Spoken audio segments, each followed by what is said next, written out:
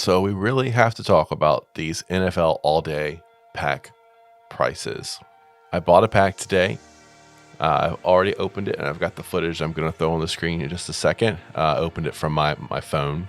But if you read comments on Reddit, if you look on Twitter, people are really upset about the prices. And yes, I know Reddit and Twitter is always upset about something. But this isn't really just about being upset. This is about making the smart decision with NFL all day.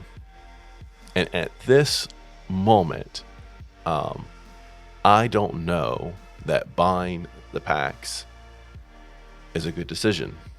So let's take a look at what I got and also talk about why I'm really questioning whether it is worth it to buy these packs right now. So the first moment I have, the first of 3 common moments. Remember, the premium pack has 4 moments with a guaranteed rare or legendary.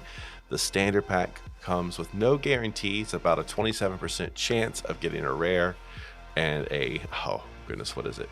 Like a 0.5% chance. It's a very, very low chance of getting a legendary. So the first pull, as you can see on my screen, was the Saquon Barkley.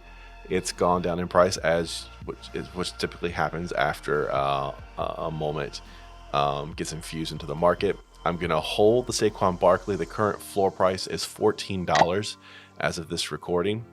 So this one I'm going to hold on to a little bit, let some of that market selling pressure go away, hopefully.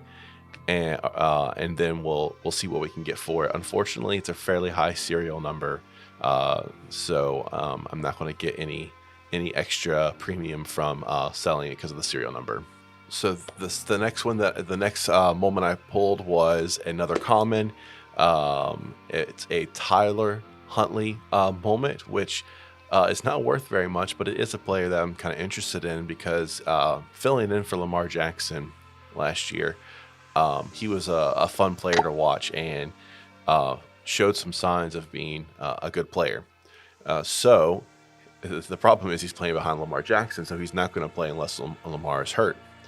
And his moment, the price for his moment reflects that right now with a floor price of $5. So if you take the $5 floor price of the Huntley, the $14 floor price of the Barkley, that's $19, not even factoring in the fees. So that would put me well short of breaking even with just those two. I did give a teaser saying that I pulled the best rare moment, one of the best rare moments I could have possibly pulled. So let's take a look at that right now. So here's the rare moment. It was the Micah Parsons rare sack that he had against Washington. It was actually a moment before this video I was very familiar with. If you remember in a previous video, I did kind of this price breakdown, pointing out how many of them were still not in collectors' hands and that the price was way overinflated because eventually they were going to be in collectors' hands and in circulation, and that price was going to dump. But with that said, it was still $700 right up until they shut the marketplace down.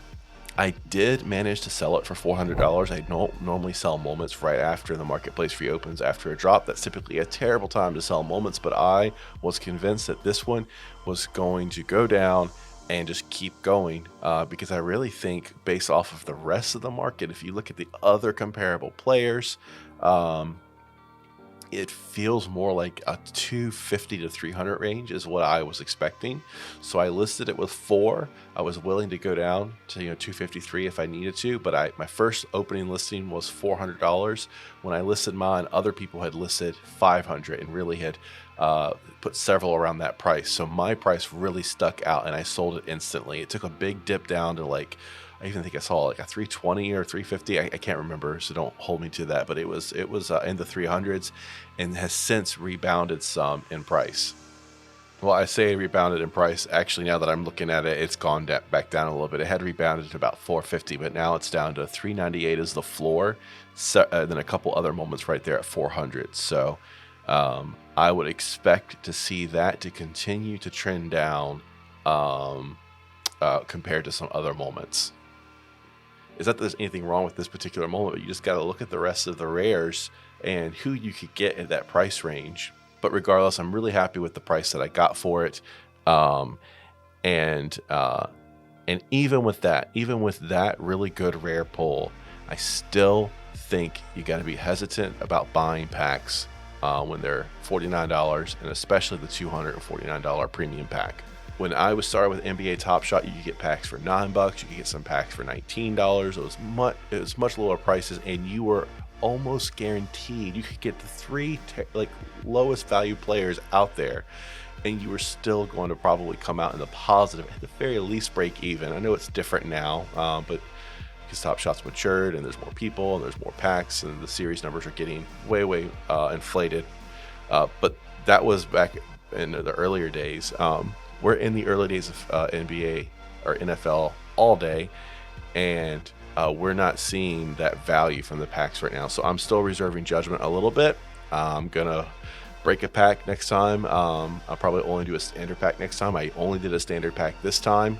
Part of it was I got in the queue for the premium pack, but was unable to secure one. But I don't think I would have bought it even if I would have made it. I just got in the queue as a just in case. I'll update you with my thoughts on the next the next pack pull. I'm still trending that direction, but I don't look at that as a huge downside. I wish the packs were more affordable, but honestly, there's just some really good opportunities in the market right now because of the pack. I don't know if you say because of the pack prices, but there's a good alternative. If you don't want to spend that money on the pack, you get some players that you really like just by buying them through the market. Anyway, I'm done. That was a great pull this time. We'll see what I get next time.